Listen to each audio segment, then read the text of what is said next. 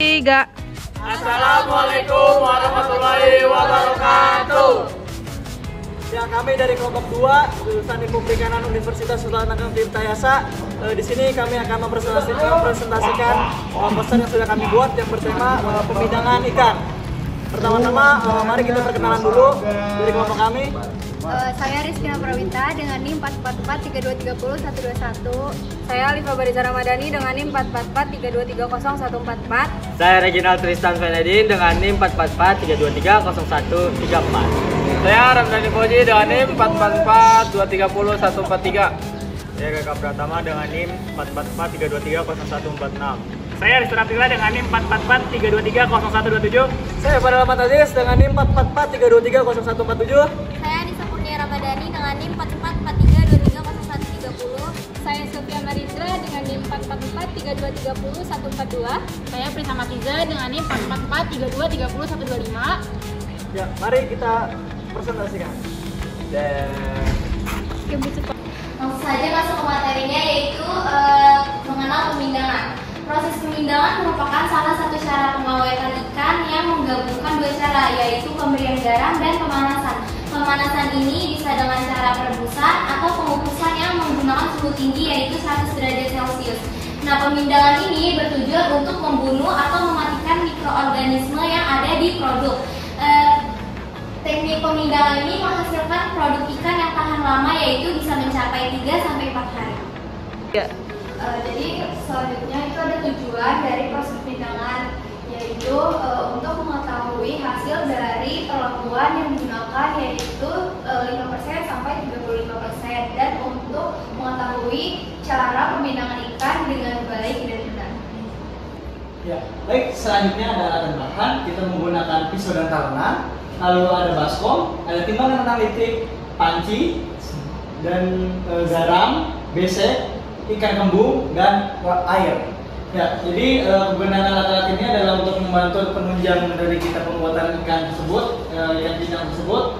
Jadi untuk pisau dan talena itu untuk memotong atau membelah ikan dan mengeluarkan isi perutnya, baskom untuk mencuci ikannya, timbangan analitik untuk menimbang garamnya, kemudian ikan, air untuk merebus dan mencuci, kemudian ada besek. Jadi si besek ini adalah tempat untuk si ikannya itu direbus. Baik, selanjutnya ada metodologi penelitian, yaitu step-step dari pemindangan ikan kembung ini. Yang pertama, ikan dicuci bersih dan ditiriskan, lalu direndam dengan larutan garam dengan konsentrasi 3% selama 15 menit. Selanjutnya, cuci kembali ikan dan susun ke dalam besek yang telah dialasi daun pisang. Kemudian, susun besek ke dalam panci dan tutup besek dengan menggunakan daun pisang yang sudah diberi pemberat sampai semua besek terendam pada air rebusan. Step selanjutnya, larutan perebus yang digunakan memiliki konsentrasi garam 10-15%.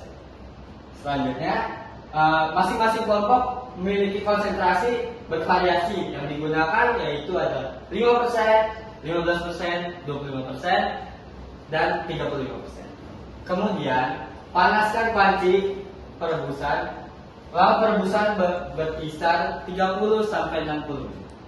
Selanjutnya, angkat besek, lalu disiram dengan air panas. Kemudian, pindang ikan disimpan di suhu ruang selama 3 hari. Yang terakhir, lakukan uji organoleptik selama 3 hari.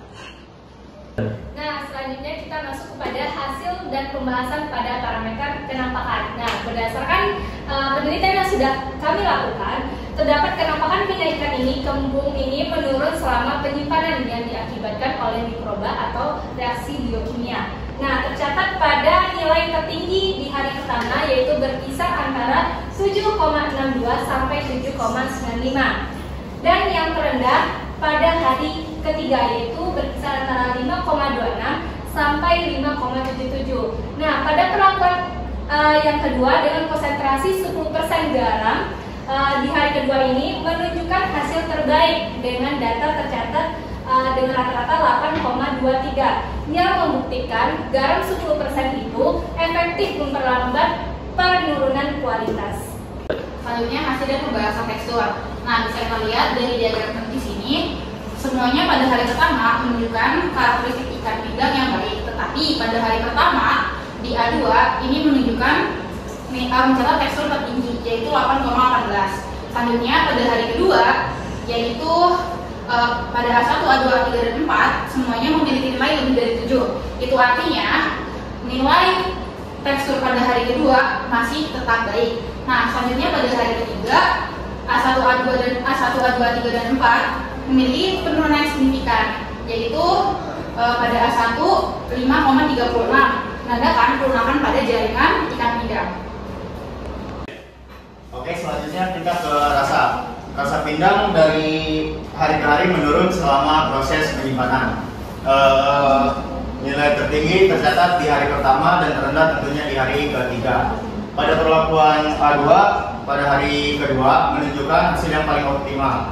Hal ini membuktikan bahwa garam menyerap secara sempurna ke dalam daging ikan kembung ini. Oke, teman-teman sekalian, sekarang kita masuk ke dalam pembahasan lendir. Di sini kalau kita lihat dari beberapa grafik, lendir yang paling tinggi ketika dalam oleh pertama di hari pertama adalah lendir pada perlakuan A4, di mana itu bisa mencapai 8,2, di mana itu merupakan perlakuan tertinggi pada hari pertama. Lalu juga pada hari kedua oleh lendir itu lebih tinggi ketika di perlakuan A4 lagi pada hari kedua, sekitar 6,9. Lalu juga di hari ketiga lendir tertinggi itu tidak ada karena benar-benar sama rata, hasilnya itu sama dengan 3, di mana di hari pertama bisa kita simpulkan bahwa lendir berfungsi dengan baik, bahwa dengan kadar garam yang lebih tinggi itu bisa mempengaruhi kadar lendir. Dan juga di hari kedua juga lendir itu perlahan berkurang, namun tidak terlalu intens. Sedangkan pada oleh hari ketiga lendir sudah mulai sama rata karena memiliki lendir yang lumayan banyak dan juga mengidentifikasikan atau menyimpulkan bahwa di hari ketiga lendir itu sudah mulai banyak dan mulai membusuk, sehingga bisa kita simpulkan bahwa A4 memiliki tingkat lendir yang lebih tinggi dibandingkan perlakuan yang lain. Sementara untuk perlakuan A1 memiliki tingkat lendir yang lebih rendah daripada perlakuan yang lain, yang mengidentifikasikan bahwa setiap perlakuan sangat berpengaruh terhadap hasil dari pembidangan ini. Ya, untuk selanjutnya itu ada aroma. Untuk aroma pindang menurun dari hari pertama sampai hari ketiga pada semua perlakuan. Di hari pertama, perlakuan ketiga mencatat aroma terbaik yaitu 7,72. Sedangkan di A4 atau perlakuan keempat itu yang terendah 6,65. Di hari kedua, perlakuan ke-1 turun tajam yaitu 3,72. Menandakan penurunan kualitas yaitu pada A2 dan rata-rata yaitu 7.